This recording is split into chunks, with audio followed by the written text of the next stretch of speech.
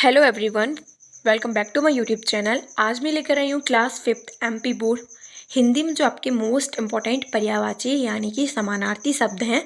ठीक है, तो ये बहुत ज़्यादा इम्पॉर्टेंट है और आपको इन शब्दों को अच्छे से लर्न कर लेना है। ठीक है, तो सबसे पहले अपन ये देखते हैं कि जो समानार्थी यानी कि जो पर्यायवाची शब्द होते हैं वो क्या होते हैं। तो देखो, इसकी परिभाषा है समान अर्थ वाले शब्द पर्यायवाची या समानार्थी शब्द कहलाते हैं। यानी कि एक शब्द के अनेक शब्द हैं। ठीक है, जो एक शब्द है उसके अनेक शब्द है, उसे ही अपन क्या कहते हैं, पर्यायवाची शब्द कहते हैं। तो फर्स्ट जो इम्पोर्टेंट पर्यायवाची शब्द है वो है अग्नि। अब देखो, आपको चाहिए चार, जो ऑप्शन चार मतलब दिए हैं समानार्थी एक वाक्य के, लेकिन आपको चार नहीं करने हैं। ये आपको जो इजी लगे उनमें से कोई आप दो कर लो, दो नहीं तो तीन कर लो। ठीक है, सेफली आप तीन को अच्छे से कर लो। जैसे अग्नि का पावक, अनल, कृषाणु, हुताशन। ठीक है, तो इनमें से आपको जो भी इजी लगे आप उनमें से दो या तीन कर लो। उसके बाद अमृत। अमृत अमृत में आपको सोम, अमीय, सुधा, पीयूष। उसके बाद आता है आकाश। आकाश में नभ, गगन, व्योम, अंबर।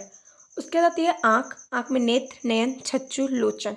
उसके बाद आती है अपनी कमल। कमल में जलज, राजीव, सरोज, पंकज।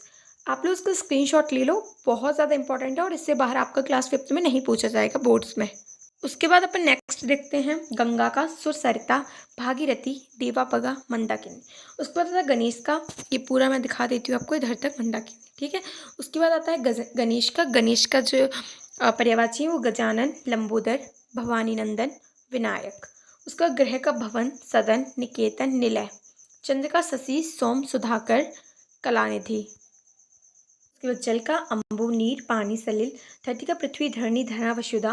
नदी का सरनी, सरिता, तटनी, तरंगिनी, शैवालिनी। पक्षी का विहग, नपचर, द्विज, पखेरु। पवन का अनिल। पवन का अनिल होता है और आग का अनल होता है। ठीक है, इसमें बहुत सारे बच्चे कंफ्यूज हो जाते हैं और गलत भी कर देते हैं, तो ये अच्छे से कर लेना। समीर, वायु, मारुत। पहाड़ का पर्वत, गिरी, भूधर, महादेव। कुछ और इम्पोर्टेंट पर्यायवाची है, आप लोग इसका स्क्रीनशॉट ले लो। जैसे पुष्प का, पेड़ का, राजा का, रात्रि का, समुद्र का, संसार का, सूर्य का। ठीक है, और पुत्र का, ये इंपॉर्टेंट है। उसके बाद अपन देखते हैं इसके वस्तुनिष्ठ प्रश्न के आपके एग्जाम में किस तरीके से पूछे जाते हैं क्वेश्चन। अब जैसे कि पुष्प का पर्यायवाची क्या है, इस तरीके से आपका एग्जाम में पूछे जाएंगे और आपको चार ऑप्शंस दिए रहेंगे। ठीक है, तो आपको अगर पता होगा कि पुष्प का पर्यायवाची कौन सा है तो आप इसको ईजिली कर लोगे।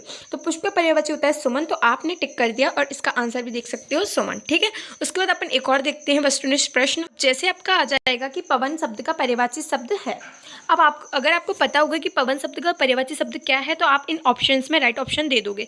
पहाड़, भवन, पर्वत, हवा। तो आपको अगर पता है तो आप लोग इसका कमेंट बॉक्स में राइट आंसर बताओ कि क्या है। ठीक है, तो आज क्लास 5th का मैंने एक टॉपिक कवर किया हिंदी का। नेक्स्ट वीडियो में एक और टॉपिक के साथ अपन एक वीडियो लेकर आएंगे। Okay friends, thank you.